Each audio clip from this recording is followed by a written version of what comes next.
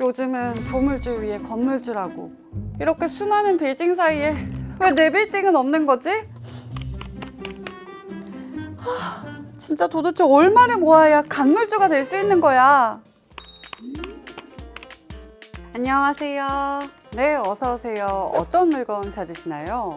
저 건물 시세 좀 알아보려고요. 제 꿈이 오피스 건물주가 돼서 은퇴하고 월세 받아서 생활하는 거거든요.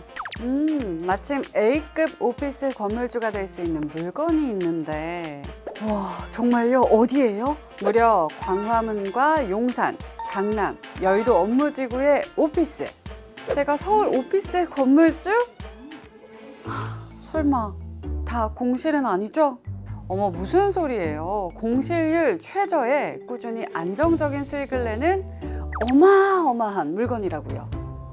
어마어마하게 비쌀 것 같은데 제가 꿈은 있는데 아직 돈은 없어서요. 대출도 얼마 안 나올 것 같고요. 은행 대출 없이 단돈 5,000원이면 되는걸요? 5,000원이요?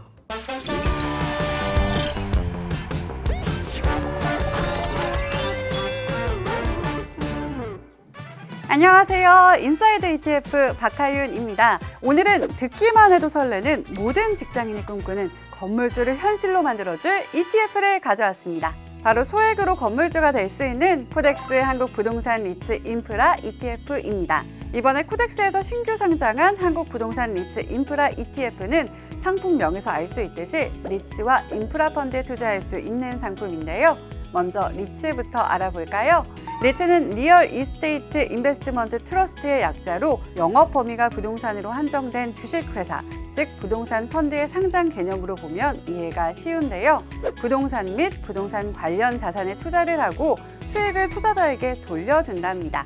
리츠의 시작은 금융 선진국인 미국이에요. 1960년 아이젠하워 대통령이 부동산 투자신탁법에 서명하면서 미국 리츠 시장이 시작됐는데요. 부동산과 주식 투자의 속성을 결합한 새로운 접근법으로 소액 투자자들의 부동산 접근성을 높여서 새로운 소득 창출 수단으로 만들어졌다는 점이 특징입니다. 미국은 글로벌 리츠 시장에서 가장 큰 비중을 차지하고 있는데요. 한국 리츠 시장은 그보다 늦은 IMF 외환 위기와 함께 시작이 됐습니다. 유동성 위기를 겪고 있는 기업들의 부동산 유동화 방안 중 하나였는데요. 그러나 까다로운 상장 요건과 부동산 펀드와의 차별적 혜택 부족으로 리츠 시장은 지지부진했죠. 그러다 2018년 국토교통부에서 공모 및 상장 리츠 활성화 방안이 발표되면서 달라집니다. 대형 상장 리츠들이 등장했고 투자 대상 부동산도 주택과 오피스에서 벗어나 물류센터와 데이터 센터 등으로 다양해진 건데요. 양적, 질적 측면 모두에서 계속해서 빠르게 성장하고 있는 거죠. 이제 코덱스 한국 부동산 리츠 인프라 ETF를 구체적으로 살펴보면 서울 3대 오피스 권역이라 일컫는 도심 권역과 강남 권역, 그리고 여의도 권역에 위치한 A급 오피스와 미국, 벨기에, 영국 등 글로벌 중심지 A급 오피스 등에 투자하고 있는 리츠를 통해서 해당 오피스들을 간접적으로 보유하고 있는 효과를 낼 수 있어요. 여기에서 앞서 보신 것처럼 공시지율을 걱정하시는 분들이 계실 텐데요. 국내 오피스는 해외와 다르게 수요 대비 공급이 부족해서 공급자 우위의 시장이 형성되어 서울 지역 전체 오피스 공실률이 2에서 3%대로 역대 최저 수준을 기록하고 있고요. 임대료는 국내 물가 상승률과 연동하여 불황에도 상대적으로 안정적인 매출이 발생할 것으로 기대할 수 있습니다. 다음으로 살펴볼 건 리츠 투자의 장점, 배당입니다. 은행에서 대출 없이 단돈 5,000원만 가지고도 리츠 ETF로 언제 어디서나 투자가 가능한데요. 부동산 자산의 70%의 자본을 투자하고 투자를 통해 발생하는 배당 가능 이익의 90% 이상을 배당금으로 배당합니다. 이렇게 보면 배당주들과 유사한데요. 리츠만의 차별점이 있습니다.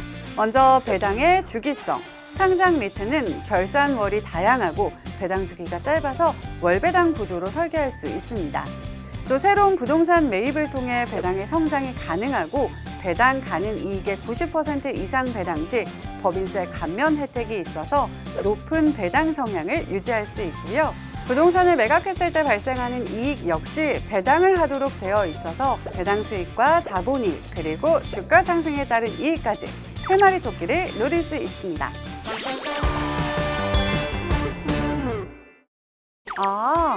그러니까 지금 소개해주신 물건이 서울뿐만 아니라 브리셀, 뉴욕까지 A급 오피스의 건물주가 될 수 있다는 거잖아요.